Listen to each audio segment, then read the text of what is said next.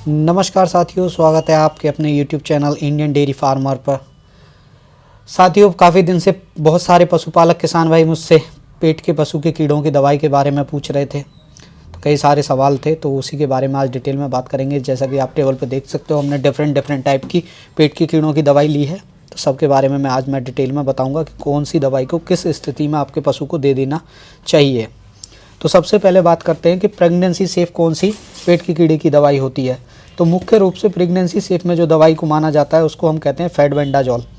ये फेंटास और पेनाक्योर के नाम से आती है। 3 ग्राम की गोली होती है। तो जब आपका पशु गर्भित या प्रेग्नेंट होता है तो उस स्थिति में 3 महीने के बाद 9 महीने तक कभी भी 3 ग्राम की कोई भी गोली पेनाक्योर या फेंटास की गोली जिसमें फेडबेंडाजोल होता है उसे दिया जा सकता है। लेकिन इसके विपरीत अगर एडबेंडाजोल को प्रेगनेंसी सेफ नहीं माना जाता, लेकिन छोटे लवारों में एडबेंडाजोल ड्रग ऑफ चॉइस है। हर तरह के वर्म्स को मार देती है, चाहे टैप वर्म हो, चाहे हुक वर्म हो, चाहे राउंड वर्म हो। तो एडबेंडाजोल छोटे पशुओं को दी जाती है।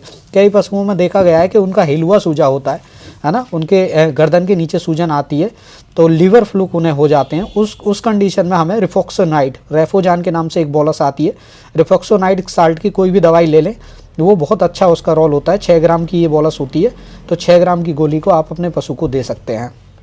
जिन पशुओं का वजन 3 कुंटल से कम होता है और जिन पशुओं को बार बार दस्त लगते रहते हैं या दस्त बने हुए या उनका गोबर मोटा आ रहा है और दाना बिना पचा हुआ बाहर निकाल रहे हैं, भुस एकदम सीधा सीधा निकाल रहे हैं या फिर दस्त हो रहे हैं, उस स्थिति में भी हमको नीलजान या फैसमिन डीएस के नाम से एक गोली आती है 6 ग्राम की, इसको दे देना चाहिए। इस बोलस को फैसमिन डीएस, इसमें लिबिमिसोल और ऑक्सीक्लोनाजाइड होता है। ऑक्सीक्लोनाजाइड भी बहुत अच्छी दवाई है। हर तरह के आपके जितने भी वर्म होते हैं, चाहे tap worm, ring hook worm हो या कोई भी वर्म हो, उस स्थिति में दिया जा सकता है।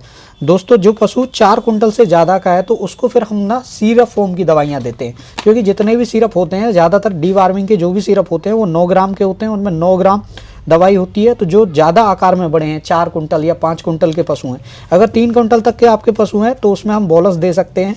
या फिर हम अगर उससे बड़ा है, 5 कुंटल के आसपास का या 4 कुंटल का पशु है, तो उस स्थिति में हमको सिरप देने चाहिए। बहुत ज़्यादा फेमस है फैसमिन डीएस, काफ़ी पॉपुलर दवाई है। पशु को बंद लग गया है, उस स्थिति में पशु गोबर नहीं कर रहा है, तब भी हम फैसमिन डीएस को आप किसी भी चीज़ में डाल के उसे पिला सकते हैं। तो कुछ देर में ही बंद टूट जाता है और आराम से पशु पतला गोबर कर देता है। किसी भी डिवार्मिंग की गोली देने के बाद जिसमें लिबिमिसोल होता है और ऑक्सीक्लोनाजाइड होता है, उसमें वो 1-2 दिन दस्त कर सकता है, पतला गोबर कर सकता है। उस स्थिति में घबराना नहीं चाहिए और पशु को उसके बाद में कोई भी लिवर टॉनिक हम पशु को दे सकते हैं, जैसे ब्रूटॉन हुआ, बीटा काइंड लिव हुआ, या बहुत से लिवर टॉनिक मार्केट में आते हैं, जैसे हेपावेस हुआ।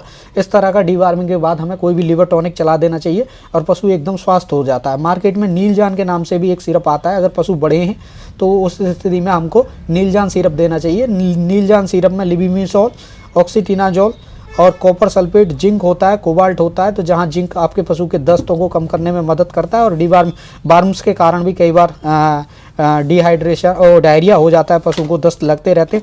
वहीं अगर नीलजान की बात करें तो नीलजान में 3-3 ग्राम की 2 गोली होती हैं। तो एक साथ बड़े पशु को, 3-4 कुंटल तक के पशु को एक साथ 2 गोली देनी चाहिए। अगर पशु आपका छोटा है, अगर 2.5 कुंटल 1.5 कुंटल वजन है, तो एक बोलस इसमें से निकाल के आप अपने पशु को दे सकते हो। छोटे पशुओं के लिए एल्बोमार के नाम से बिरबैक इंडिया की एक दवाई आती है।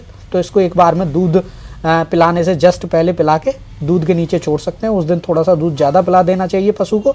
अगर लीवर में फुल हुए हैं और आपको लगता है कि कोई भी कीड़े की दवाई देने के बाद पशु को दस्त ना हो, तब हमें रिफॉक्सिनॉइड, लिबिमिसोल चूज़ करना चाहिए। तो ज़्यादातर देखा गया है कि इससे कम दस्त होते हैं।